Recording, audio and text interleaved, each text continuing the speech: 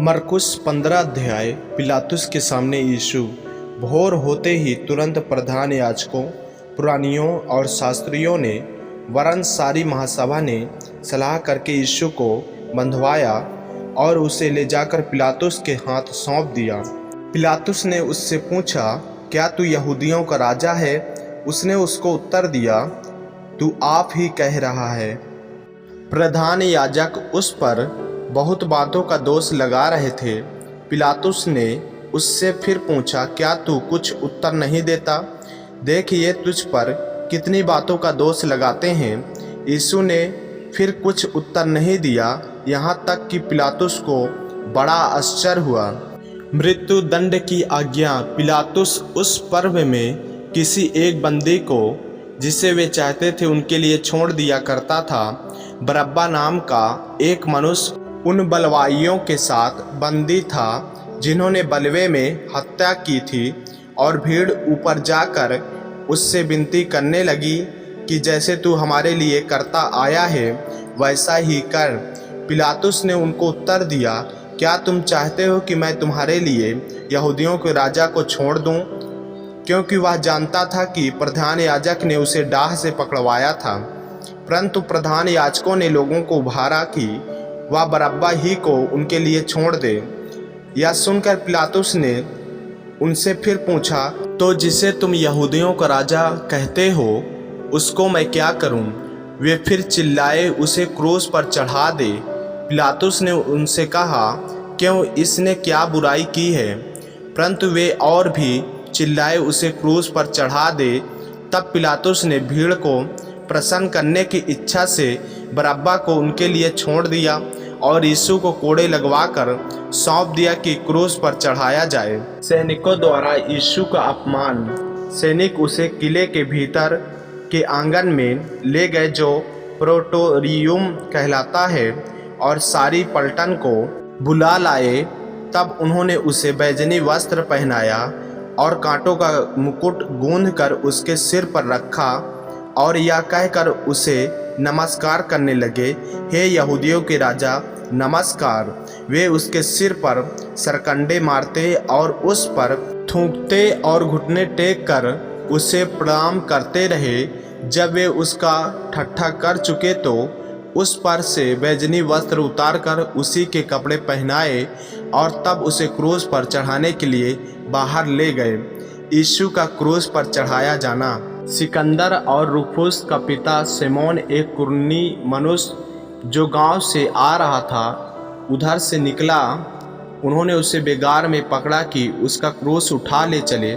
वे यीशु को गुलगुता नामक जगह पर, जिसका अर्थ खोपड़ी की जगह है, लाए। वहां उसे मुर्र मिला हुआ दाखरस देने लगे, परंतु उसने नहीं लिया। तब उन्होंने उसको क्रूस पर चढ़ाया और उसके कपड़ों पर चिट्ठियाँ डालकर कि किसको क्या मिले उन्हें बांट लिया। और एक पहाड़ दिन चढ़ आया था जब उन्होंने उसको क्रूस पर चढ़ाया, और उसका दोष पत्र लिखकर उसके ऊपर लगा दिया गया कि यहूदियों का राजा। उन्होंने उसके साथ 2 डाकू, एक उसकी दाहिनी और एक उसकी बाईं ओर, क्रूस पर चढ़ाए।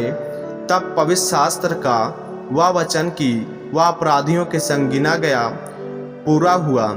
और मार्ग में जाने वाले सिर हिला हिलाकर और यह कहकर उसकी निंदा करते थे, वह मंदिर के ढाने वाले और 3 दिन में बनाने वाले क्रूस पर से उतरकर अपने आप को बचा ले। इसी रीति से प्रधान याजक भी शास्त्रियों समेत आपस में ठट्ठे से कहते थे, इसने औरों को बचाया पर अपने आप को नहीं बचा सकता। इस्राएल का राजा मसीह अब क्रूस पर से उतर आए कि हम देखकर विश्वास करें।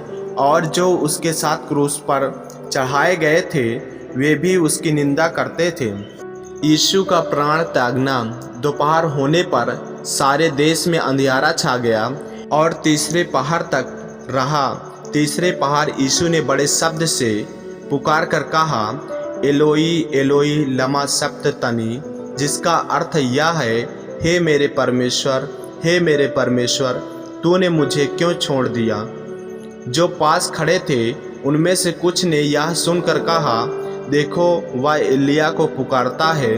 और एक ने दौड़कर इस पंजब को सिरके में डुबोया और सरकंडे पर रखकर उसे चुसाया और कहा, ठहर जाओ, देखो एलिया उसे उतारने के लिए आता है कि नहीं।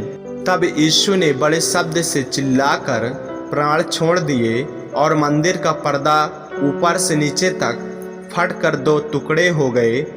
जो सूबेदार उसके सामने खड़ा था, जब उसे यूं चिल्लाकर प्राण छोड़ते हुए देखा तो उसने कहा, सचमुच यह परमेश्वर का पुत्र था। कई स्त्रियां भी दूर से देख रही थी। उनमें मरियम मगदलिनी, छोटे याकूब और योसेस की माता मरियम और सलेमी थी। जब वह गलील में था तो ये उसके पीछे हो ली थी और उसकी सेवा टहल किया करती थी। और अन्य बहुत सी स्त्रियां भी थी जो उसके साथ यरूशलेम में आई थी। यीशु का गाड़ा जाना। जब संध्या हो गई तो इसलिए कि तैयारी का दिन था, जो सप्ताह के एक दिन पहले होता है, अरिमतिया का रहने वाला यूसुफ आया, जो महासभा का सदस्य था और आप भी परमेश्वर के राज की बाट जोहता था।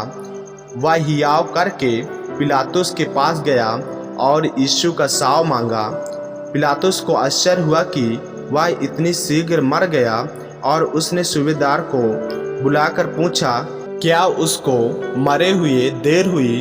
जब उसने सूबेदार के द्वारा हाल जान लिया तो साव यूसुफ को दिला दिया। तब उसने मलमल की एक चादर मोल ली और साव को उतारकर उस चादर में लपेटा और एक कब्र में जो चट्टान में खोदी गई थी रखा और कब्र के द्वार पर एक पत्थर लुढ़का दिया। मरियम मगदलिनी और योसेस की माता मरियम देख रही थी कि वह कहाँ रखा गया है। आमीन।